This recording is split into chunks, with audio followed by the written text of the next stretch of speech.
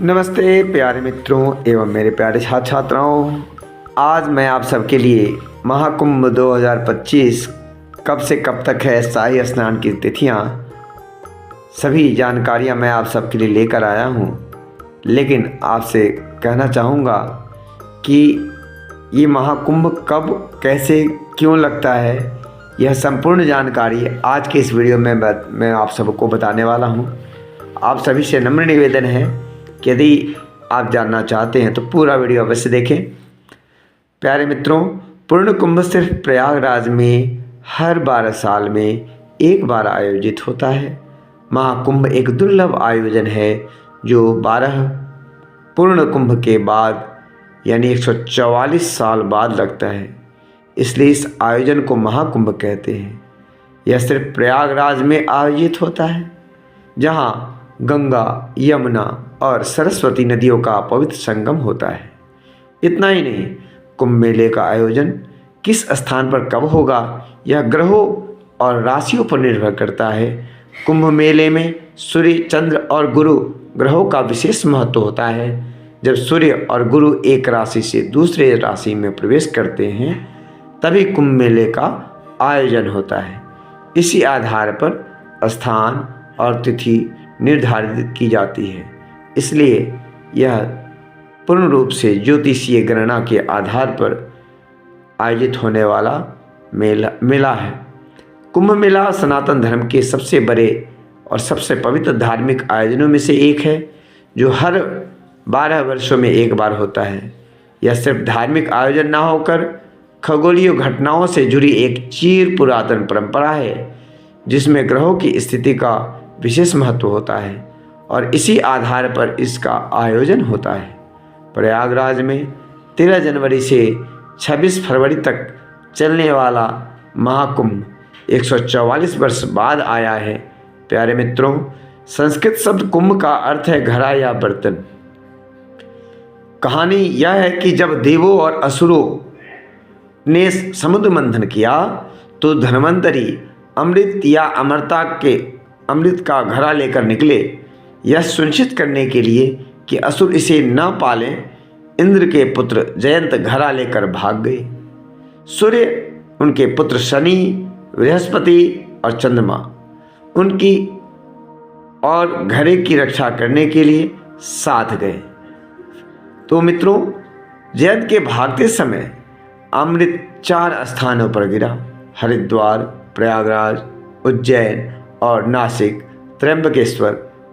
वह 12 दिनों तक भागता रहा और चूंकि देवताओं का एक दिन मनुष्यों के 1 वर्ष के बराबर होता है, इसलिए सूर्य, चंद्रमा और बृहस्पति की सापेक्ष स्थिति के आधार पर हर 12 साल में इन स्थानों पर कुंभ मेला लगाया जाता है। जिन 12 दिनों में 12 स्थानों पर वो भ्रमण किए, उन स्थानों पर कुंभ मेला लगाया जाता है। प्रयागराज और हरिद्वार में भी हर 6 साल में अर्धकुंभ, अर्ध का मतलब है आधा होता है, इसका आयोजन होता है। 12 वर्ष बाद होने वाले इस उत्सव को पूर्ण कुंभ या महाकुंभ कहा जाता है। ये चारों स्थान नदियों के तट पर स्थित हैं। हरिद्वार में गंगा है, प्रयागराज में गंगा, यमुना और पौराणिक सरस्वती का संगम है, उज्जैन में क्षिप्रा है और नासिक त्र्यंबकेश्वर में गोदावरी नदी है। प्यारे मित्रों, इन स्थानों पर महाकुंभ का आयोजन होता है। ऐसा माना जाता है कि कुंभ के दौरान आकाशीय पिंडों की विशिष्ट स्थिति के बीच इन नदियों में डुबकी लगाने से पाप धुल जाते हैं और पुण्य प्राप्त होते हैं।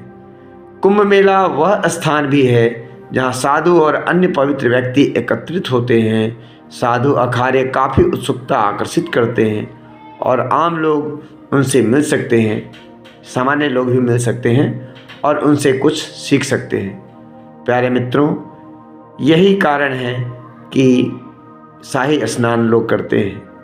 यह ज्योतिषीय गणना पर निर्भर करता है।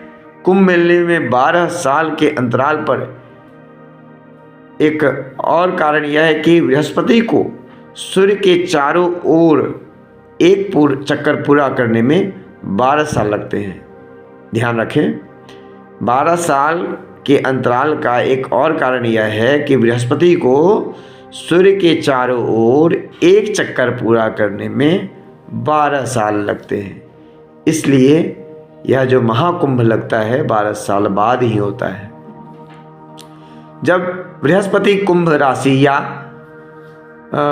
सूर्य चंद्रमा क्रमशः मेष और धनु राशि में होते हैं तो हरिद्वार में कुंभ आयोजित की जाती है।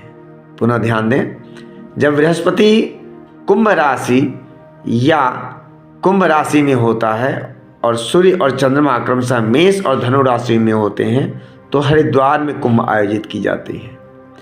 जब वहीं दूसरी ओर जब बृहस्पति वृषभ राशि में होता है और सूर्य और चंद्रमा मकर राशि में होता है, इस प्रकार मकर संक्रांति भी इसी अवधि में होती है, तो कुंभ प्रयागराज में आयोजित किया जाता है। जब बृहस्पति वृषभ राशि में होता है और सूर्य और चंद्रमा मकर राशि में होते हैं तो प्रयागराज में कुंभ आयोजित की जाती है। प्यारे मित्रों, आप सभी को यह जानकारी आशा करते हैं रोचक लग रही होगी, तो प्लीज़ लाइक अवश्य करेंगे और कमेंट बॉक्स में कमेंट करके हमें अवश्य बताएंगे आपको यह जानकारी कैसी लग रही है, जिससे कि मैं आगे और भी आपको अच्छी अच्छी रोचक जानकारियाँ आप सब तक पहुँचाने का प्रयास करूँगा। इसी आशा के साथ आइए जानते हैं और विशेष बातें।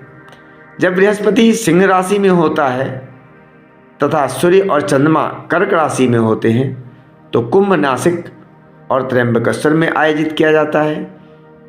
फिर से ध्यान दें, जब बृहस्पति सिंह राशि में होता है और सूर्य और चंद्रमा कर्क राशि में होते हैं तो कुंभ नासिक और त्र्यंबकेश्वर में आयोजित किया जाता है।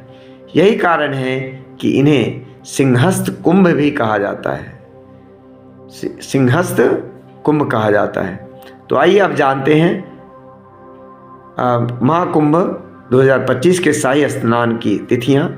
13 जनवरी से लेकर 26 फरवरी तक चलने वाले इस शाही स्नान की तिथियां आपके सामने में हैं। आप सभी से निवेदन है कि इन तिथियों में जाकर आप निस्संदेह स्नान करें, आप पुण्य के भागी बने। इसी आशा के साथ जय तो संस्कृतम, जय तो भारतम। धन्यवादः। पुनर्मिलामः।